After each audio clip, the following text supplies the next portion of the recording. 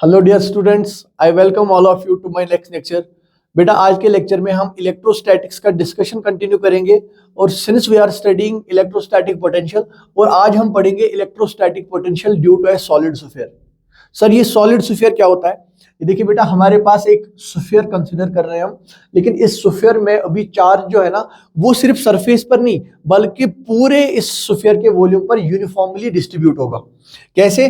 मैं अगर आपसे कहूं कि इस स्फीयर का चार्ज है क्यू, तो आप कहोगे सर ये जो क्यू चार्ज है, ये क्यू चार्ज इस स्फीयर के वॉल्यूम में यूनिफॉर्मली डिस्ट्रीब्यूटेड होगा लाइक दिस। यानी हर छोटे छोटे वॉल्यूम में equal amount of charge distributed होगा, ठीक है ना। और ये जो स्फीयर है इसका रेडियस में मान रहा हूं कैपिटल आर। तो बेटा, मैंने आपको पढ़ाया हुआ है कि अगर हमारे पास एक स्फीयर है जिस पर चार्ज क्यू है और रेडियस आर है, तो हम इसके लिए डिफाइन कर सकते हैं वॉल्यूम चार्ज डेंसिटी। और वॉल्यूम चार्ज डेंसिटी क्या होता है? Total charge divided by volume. और वॉल्यूम कितना है स्फीयर का? 4/3 पाई आर क्यूब। ठीक है ना बच्चे, ये बात। अब देखो, मुझे आपको ये बात यहां पर सिखानी है कि ये लेते हैं यहां पर सेंटर, मान लेते हैं इसका, ये सेंटर से आर डिस्टेंस दूर है इसका सरफेस। मैं आपसे बोल रहा हूं कि अगर मैं यहां पर एक कट ले रहा हूं एक्स डिस्टेंस दूर, और x प्लस डी एक्स पर मैं एक और कट ले रहा हूं x प्लस डी एक्स पर, तो यहां पर ये जो ये स्ट्रक्चर बना, ये स्ट्रक्चर क्या होगा बेटा? ये स्ट्रक्चर होगा एक हॉलो शेल। क्या होगा? हॉलो स्फेरिकल शेल होगा ये। और इसका रेडियस कितना? x। इसका थिकनेस कितना? ये थिकनेस होगा dx। मेरा क्वेश्चन आप लोगों से ये है कि मुझे बताओ बेटा, ये जो शेल मैंने यहां पर बनाई, इस पर चार्ज कितना होगा? आप कहोगे सर बहुत इजी बात है, लेट्स सपोज कि इस पर जो चार्ज है वो क्यू डैश है। तो ये क्यू डैश किसके बराबर होगा? सर, ये बराबर होगा volume charge density times volume of this small shell. ठीक है ना। लेकिन मेरी बात ध्यान में रखना, चार्ज इसके एंटायर वॉल्यूम में नहीं है। ये जो मैंने शेल लिया ना, इस शेल के सिर्फ सरफेस पर के ऊपर ही चार्ज होगा। तो मैं ये सरफेस वाले पार्ट में देखूं कितना वॉल्यूम होगा, तो आप कहोगे सर पहले इसको रो से मल्टीप्लाई करो, multiplied by 4 pi R square. 4 pi R square, इसके लिए आर का वैल्यू है एक्स, तो 4 पाई एक्स स्क्वायर। बेटा 4 पाई एक्स स्क्वायर होगा इस हॉलो स्फीयर का सरफेस एरिया, और मल्टीप्लाइड बाई कर दूंगा ये थिकनेस, तो उसका वॉल्यूम बन जाएगा। बेटा इसी वाले पार्ट में तो सिर्फ चार्ज है ना, इसीलिए मैंने इस अंदर वाले स्फीयर का सरफेस एरिया लिया, मल्टीप्लाइड बाई उसका थिकनेस कर दिया, तो बेटा ये हमारे पास चार्ज बन जाएगा। तो ये चार्ज को थोड़ा सा और कैलकुलेट करो, तो ये क्यू डैश, बताओ रो किसके बराबर? सर रो है हमारे पास Q divided by 4/3 pi R cube. ठीक है ना। ये जो 3 यहां पर मैं इसको ऊपर ला सकता हूं, तो ये बन जाएगा 4 pi X square D x. ठीक है ना। तो ये रो की जगह मैंने लिख दिया ये वाला पार्ट जो मैंने आपको यहां पर ऑलरेडी दिखाया था। तो यहां से 4 पाई और 4 पाई कैंसिल हो जाएगा, तो हमारे पास क्यू डैश की वैल्यू कितनी रही? क्यू डैश की वैल्यू रही हमारे पास 3q X square D X divided by R cube. ये बात मैं आपको समझाना चाह रहा था। दूसरी बात जो मुझे आपको बतानी है वो ये है कि अगर मेरे पास एक शेल है, शेल मतलब बेटा हॉलो स्फीयर, अगर मेरे पास एक शेल है जिस पर चार्ज है क्यू, और मैं आपसे पूछूं किसी बाहर वाले पॉइंट पर जो आर डिस्टेंस दूर, यहां पर पोटेंशियल बताओ। ये मैं आपको पढ़ा चुका हूं कि किसी भी बाहर वाले पॉइंट पर पोटेंशियल कितना होता है? सर के क्यू डिवाइडेड बाय आर होता है। क्यों? क्योंकि बाहर वाले पॉइंट के लिए ये जो शेल है ना, ये एक्ट करेगा as a point charge placed at the centre. अच्छा सर, ये मुझे बताइए, अगर आपके पास एक हॉलो शेल है जिस पर चार्ज है क्यू, सॉरी अगर आपके पास एक हॉलो स्फीयर है, या इसको हम शेल बोलते हैं, आपसे पूछा जाएगा किसी इंटरनल पॉइंट पर बताओ पोटेंशियल कितना होगा, V कितना होगा? आप कहोगे यहां पर उतना ही पोटेंशियल होगा जितना पोटेंशियल सरफेस पर होगा, यानी इस सरफेस पर जितना पोटेंशियल होगा, कितना? के Q divided by radius of this sphere, के क्यू डिवाइडेड बाई आर। तो इस इंटरनल पॉइंट पर भी के क्यू डिवाइडेड बाई आर ही होगा। बेटा ये बातें मैं आपको बता चुका हूं हॉलो स्फीयर के लिए, ये सारी चीजें हम डिराइव कर चुके हैं। तो बस इस आज के टॉपिक के लिए मेरे लिए ये प्री रिक्विजिट था कि मैं आपको ये बातें बताऊं। तो नटशेल में हमने क्या देखा कि वॉल्यूम चार्ज डेंसिटी क्या होता है। अगर हम एक डिफरेंशियल एलिमेंट लेते हैं यहाँ पर, इसका चार्ज कैसे कैलकुलेट करेंगे, एक शेल की वजह से बाहर वाले पॉइंट पर कितना पोटेंशियल होता है, एक शेल की वजह से इंटरनल पॉइंट पर कितना पोटेंशियल होता है। तो ये चीजें हमें जाननी थी आज का लेक्चर कंटिन्यू करने से पहले, ठीक है ना। Let's go to today's lecture now. अब हमें क्या देखना है, electric potential due to a solid sphere. चलिए बेटा, हमें देखना है क्या, electric potential due to a solid sphere.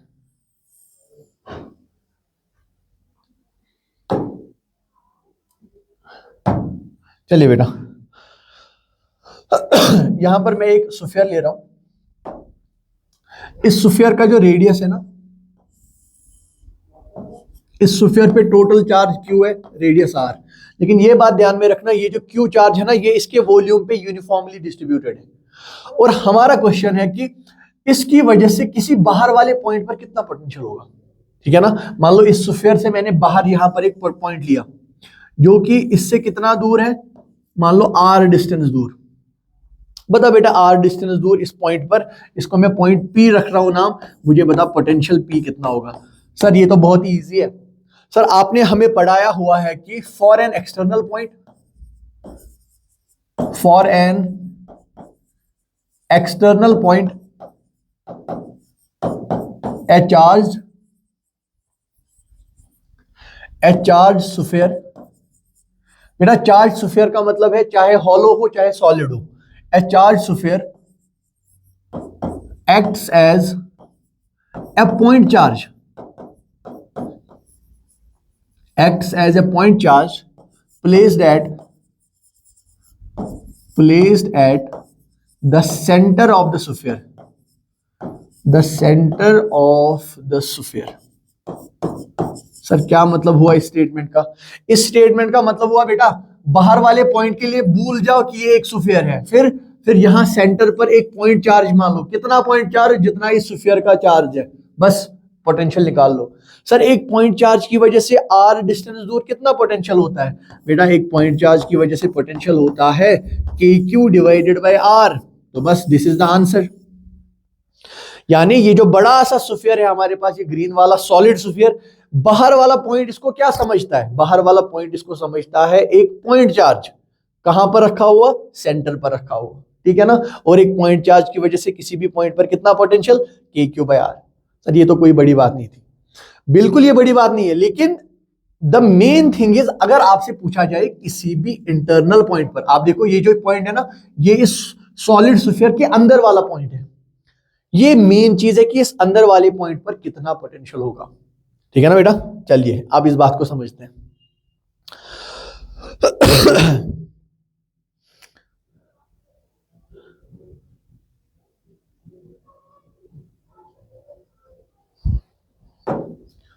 चलिए बेटा,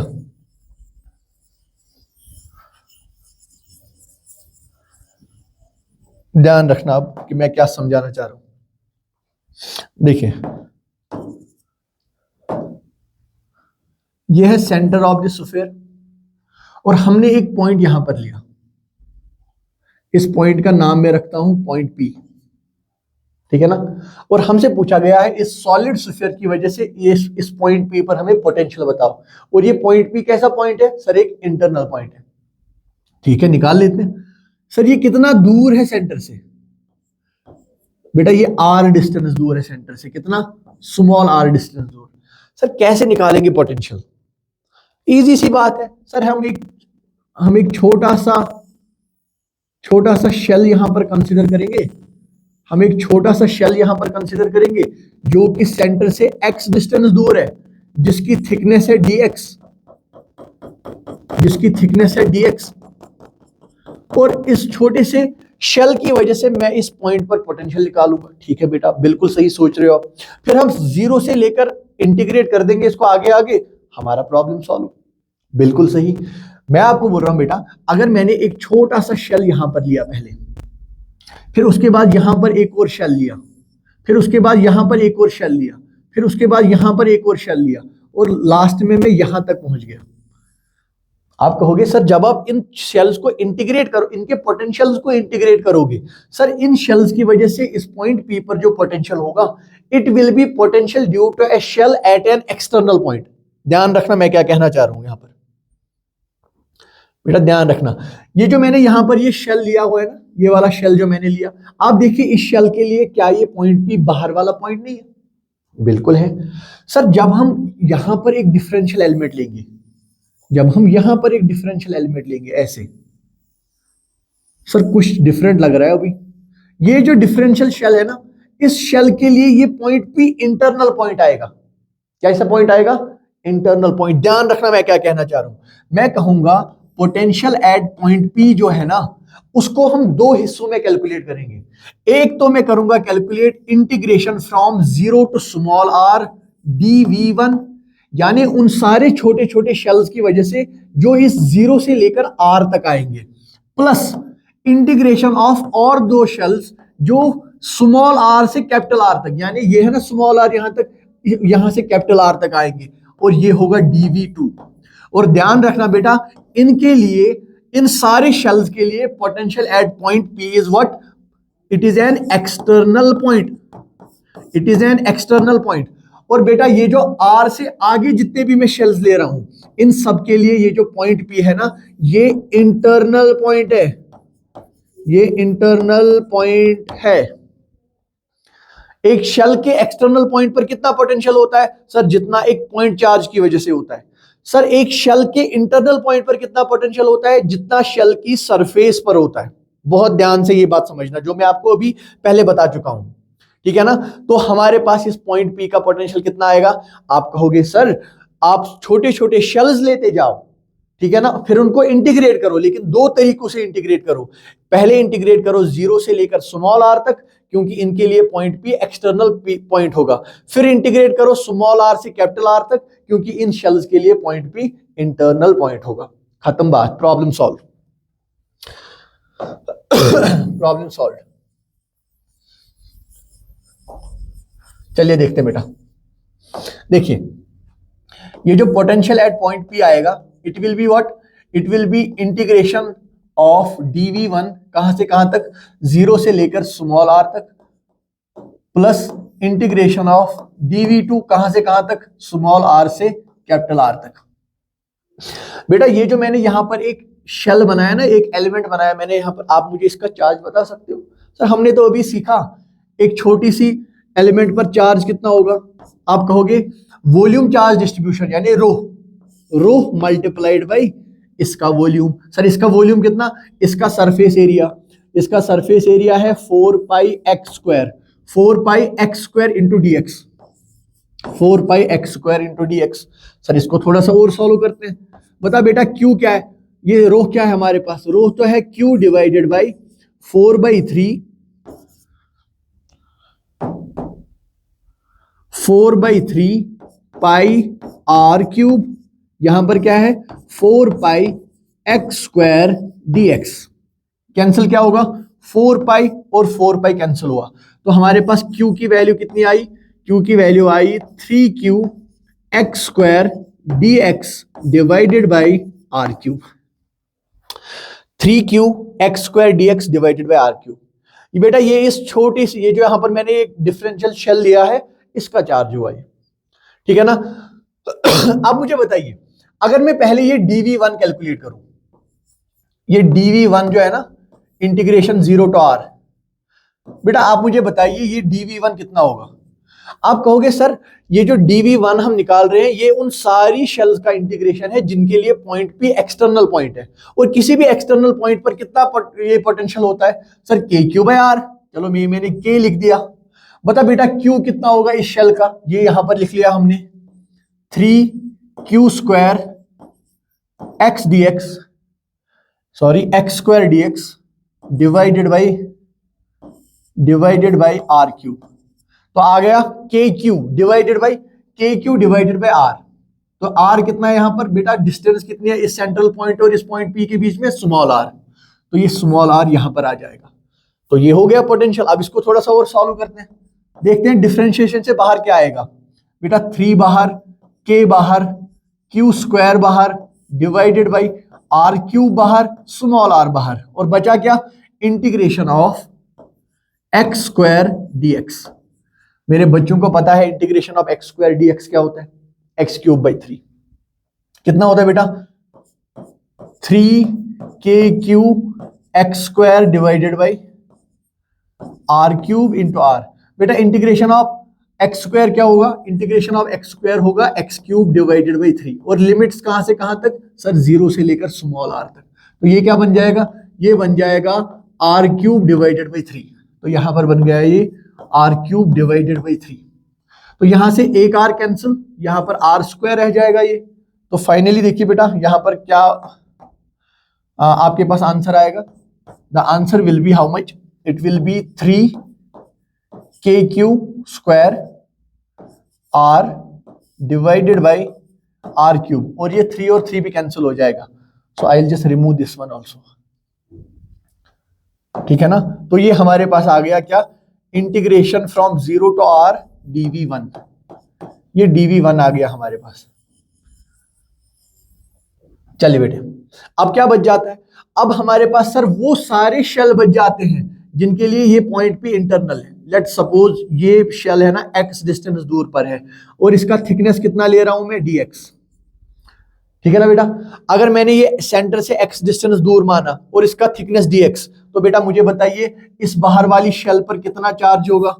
आप कहोगे सर इस पर जो चार्ज होगा Q, वो बराबर होगा रो टाइम्स इसका वॉल्यूम, और इसका वॉल्यूम कितना, पहले इसका सरफेस एरिया लिखो 4 pi X square into D X. बेटा आप देखो क्या ये सेम नहीं लग रहे हैं दोनों, बिल्कुल ही सेम होंगे, 100% सेम ही होंगे। तो इसका इस बाहर वाली शेल का चार्ज भी इतना ही होगा। अब मुझे बताओ किसी भी शेल पर उसके इंटरनल पॉइंट पर कितना पोटेंशियल होता है सर, जितना इसकी सरफेस पर होगा। और इसकी सरफेस पर कितना पोटेंशियल होगा सर, के, इस पर जो चार्ज है Q डिवाइडेड बाय इसका रेडियस, इसका रेडियस है x, KQ बाय x। तो यहां पर बेटा मैं लिखता हूं क्या, मैं लिख रहा हूं integration from small r to capital R, integration from small r to capital R, किसका इंटीग्रेशन, dv2, और ये किसके बराबर है, integration from small r to capital R। बेटा ये dv2 कितना होगा, ये बराबर होगा k multiplied by charge, charge कितना सर, जितना पहले था 3Q x square dx divided by r cube. तो अभी तक क्या आया, KQ डिवाइडेड बाय क्या आएगा बेटा, x डिवाइडेड बाय x।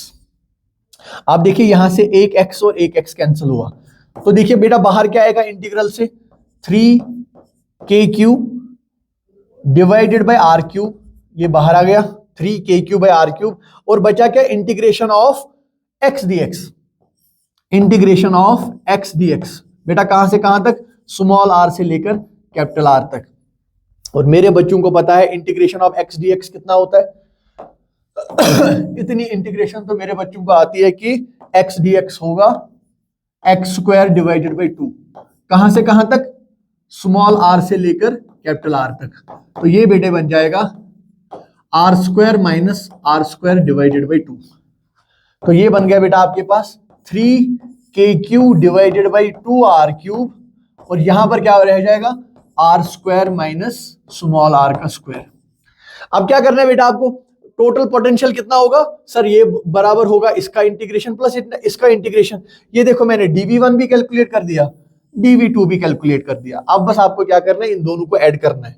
मैं आपको बताता हूं यहां पर ये जो टोटल पोटेंशियल P आएगा बेटा, ये किसके बराबर आता है हमारे पास, KQ divided by twice r का क्यूब इंटू 3r स्क्वायर